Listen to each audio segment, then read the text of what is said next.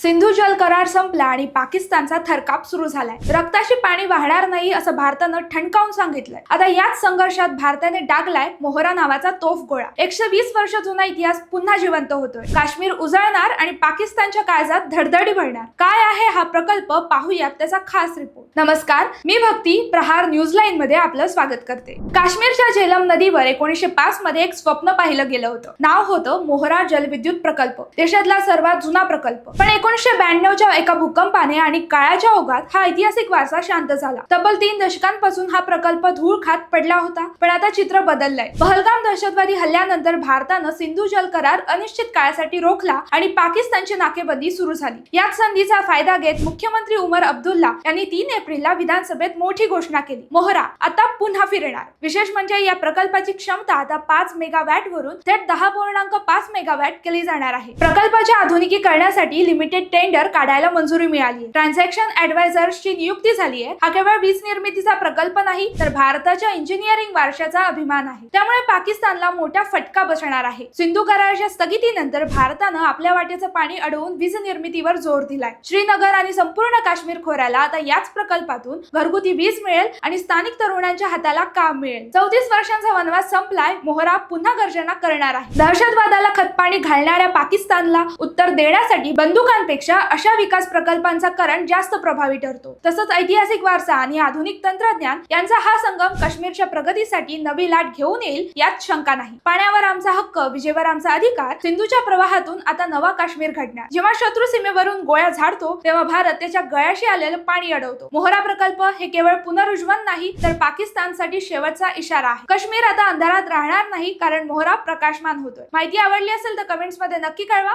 आणि असेच नवनवीन व्हिडिओ पाहण्यासाठी प्रहार न्यूजलाईनला लाईक, शेअर, फॉलो आणि सबस्क्राईब करायला विसरू नका। धन्यवाद।